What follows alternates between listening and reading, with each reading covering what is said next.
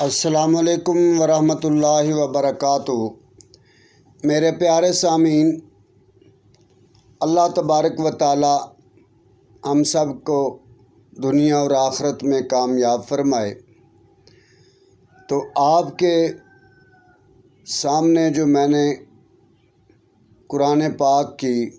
آیات تلاوت کی ہیں، اب اس کا ترجمہ اور تھوڑی سی تشریح وہ آپ کی پیش نظر ہے۔ امید ہے کہ آپ اس میں ذوق شوق رکھیں گے۔ تو یہ سورۃ کہف 15ویں اور 16ویں پارے کے شروع میں ہے۔ تو اس میں اللہ رب العزت نے ہمیں یہ ارشاد فرمایا کہ تم نیک عمل کرو اور پھر اس کے بدلے میں تمہیں میں جنت عطا فرماؤں گا۔ تو اس کا شان نزول یہ ہے کہ یہود نے اعتراض کیا۔ حضرت ابن عباس رضی اللہ تعالیٰ عنہ سے روایت ہے کہ انہوں نے اعتراض کیا کہ اے محمد صلی اللہ علیہ وسلم،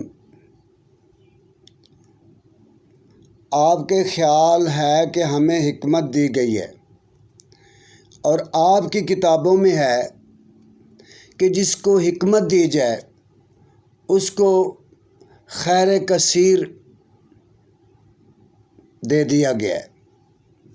پھر آپ کیسے فرماتے ہیں کہ تمہیں نہیں دیا گیا مگر تھوڑا سا علم؟ تو اس پر اللہ تبارک و تعالیٰ نے ان آیات کو نازل فرمایا کہ تمہارے پاس تمام جتنا مرضی علم ہو، لیکن اللہ رب العزت کا جو علم ہے اس کے مطابق، اس کے مقابلے میں وہ سمندر جیسے ہے، اس کے مقابلے میں قطرہ، تو وہ کیا حیثیت رکھتا ہے سمندر کے مقابلے میں قطرہ پانی کا؟ تو تمہارا علم، مخلوق کا علم، تو اللہ کے علم کے مقابلے میں ایک قطرہ بھی حیثیت نہیں رکھتا۔ تو اس پر اللہ رب العزت نے ان آیات کا شان نزول یہ ہے۔ تو آئیے جناب قرآن پاک کا ترجمہ پڑھتے ہیں۔ نحمدہ و نصلی علی رسول الکریم، اما بعد فاعوذ باللہ من الشیطان الرجیم، بسم اللہ الرحمن الرحیم۔ ان الذین آمنوا وعملوا الصالحات، بے شک تحقیق وہ لوگ جو ایمان لائے یعنی یقین کیا، وعمل الصالحات اور عمل کیے نیک، ان کے لیے عمل صالح کرنے والوں کے لیے جنت الفردوس کی مہمانی ہے، وہ اس میں مہمان ہوں گے۔ خالدین فیہا، وہ اس میں ہمیشہ رہیں گے، اس میں ہمیشہ رہیں گے۔ لا یبغون عنہا حولا، وہ اس سے کبھی بھی پھرنا نہیں چاہیں گے، اس سے نکلنا نہیں چاہیں گے، جگہ بدلنا نہیں چاہیں گے۔ قل لو کان البحر، فرما دیجئے اگر سمندر سیاہی ہو جائیں، لکلمات ربی، میرے رب کی کلمات کو لکھنے کے لیے، لنفد البحر قبل ان تنفد کلمات ربی ولو جئنا بمثل مددا، تو وہ سمندر ختم ہو جائیں گے لیکن تیرے رب کے کلمات وہ پورے نہیں ہوں گے، اگرچہ اس کی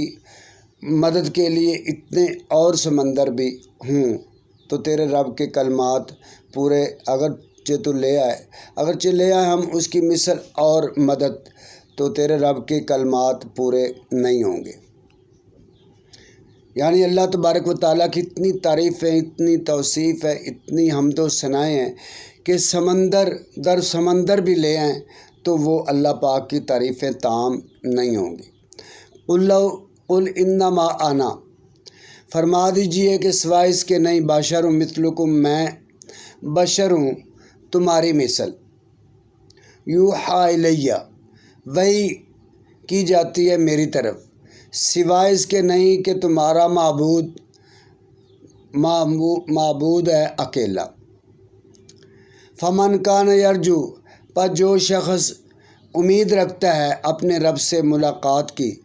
فلیعمل، پھر چاہیے اس کو عمل کرے صالح،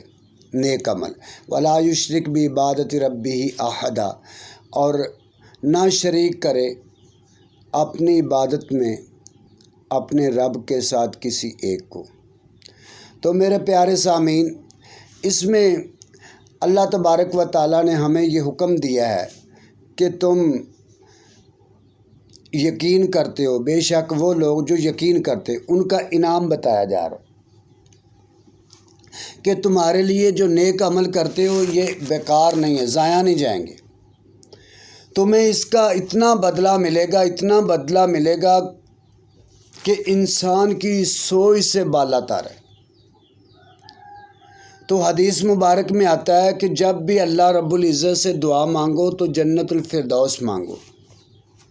کیونکہ جنت الفردوس کے اوپر عرش ہے رب العزت کا، اور اس سے تمام نہریں جاری ہوتی ہیں جو پوری دوسری جنت میں پھرتی ہیں۔ تو اللہ تبارک و تعالیٰ نے جنت اپنا مہمان خانہ، مہمان نوازی کے لیے اپنے جس مخلوق پر وہ خوش ہوگا، تو جن بندوں پر وہ خوش ہوگا ان کو اس میں داخلے کی اجازت ہوگی، تو وہاں پر پھر اللہ تبارک و تعالیٰ کا انسان دیدار فرمائے گا، اور اللہ تبارک و تعالیٰ جو ہے نا ہمیں جنت الفردوس نصیب فرمائے، آمین یا رب العالمین۔ تو وہ اس سے پھر ان الذین آمنوا وعملوا الصالحات، بے شک وہ لوگ جو ایمان لائے اور عمل صالح کی، عمل تو انسان کرتا ہے، اقوال بد بھی، افعال بد بھی کرتا ہے، اقوال بد بھی کرتا ہے، یعنی زبان سے غلط باتیں نکالنا یہ اقوال بد ہے، اور افعال بد یعنی فعل کام ایسے کرتا ہے جو برے کام ہوتے ہیں، جو جن سے اللہ تعالیٰ نے منع کیا ہے، تو وہ کام کرنا، تو اس سے انسان وہ عمل صالح سے نکل جاتا ہے۔ دعا کرو کہ انسان نے عمل تو کرنے ہوتے ہیں، اور کوشش کی جائے کہ عمل نیک اور اچھے کیے جائیں جس میں انسان کو دنیا اور آخرت میں انعام سے نوازا جائے، ایسے کام نہ کیے جائیں جس میں انسان دنیا اور آخرت میں گرفتار ہو۔ تو میرے پیارے سامعین، اللہ رب العزت سے ہم دعا ہر وقت کرتے رہنا چاہیے کہ اللہ پاک ہماری دنیا اور آخرت سنوار دے، تو اس کی کوشش بھی سچے دل سے کرنی چاہیے۔ عربی میں مقولہ ہے، ایک بات ہے کہ من جدہ وجدہ،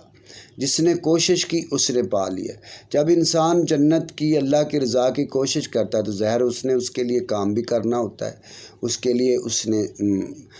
اچھے کام بھی کرنے ہوتے ہیں۔ تو جنات الفردوس یہ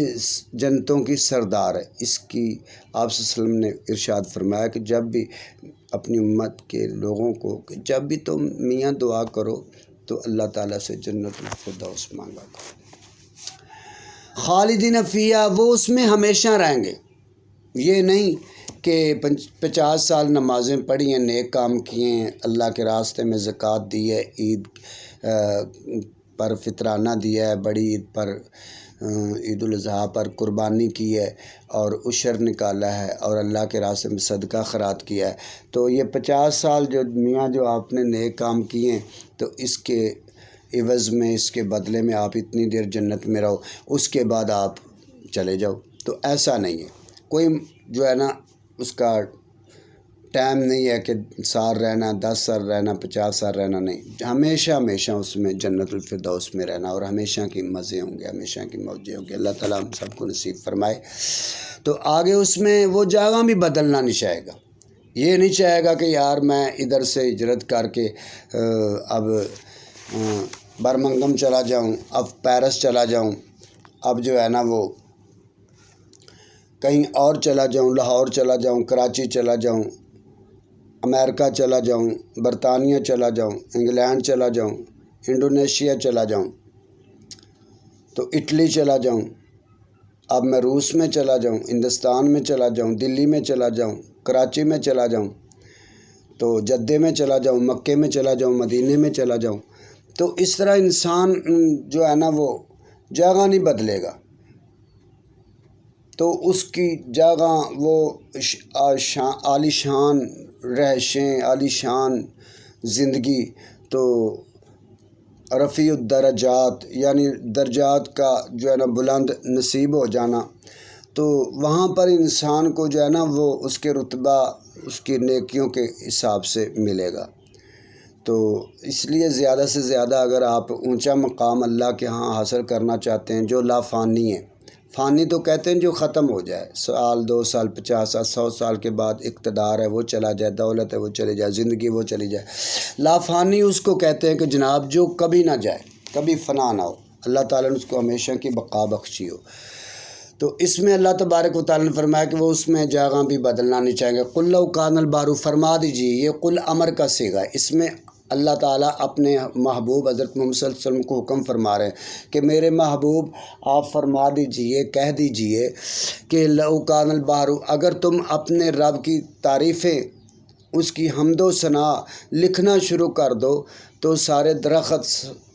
قلم بن جائیں، انسان مخلوق لکھنا شروع کر دے، سمندر سیاہی بن جائیں تو وہ ختم ہو جائے گی، سیاہی بھی قلم بھی، انسان تھک جائیں گے، مخلوق تھک جائے گی، اور اس کی برابر اور بھی سمندر لے کے آؤ جو اللہ تعالیٰ کی تعریف لکھیں، لکھتے لکھتے لکھتے لکھتے سمندر در سمندر ختم ہو جائیں گے، لیکن ہمارے رب کی،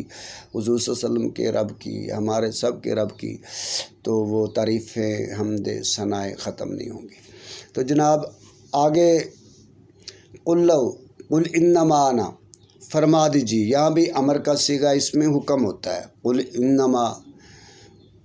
تو اس میں اللہ تعالیٰ حکم فرما رہے ہیں، آرڈر دے رہے ہیں حضرت محمد صلی اللہ علیہ وسلم کو، ہمارے پیارے محبوب ساری کائنات سے بالا تر حضور صلی اللہ علیہ وسلم کو، کہ میرے محبوب سوائے اس کے نہیں کہ آپ اپنا تعارف بھی کروا دیجیے، آنا بشر مثلکم، کیونکہ میں مثل تمہاری ہوں، جن سے انسانیت کے اعتبار سے، یعنی کہ حضرت آمنہ آپ کی والدہ ہے، حضرت عبداللہ آپ کے والد محترم ہیں، اور آپ کے دادا حضرت عبد المطلب ہے، اور آپ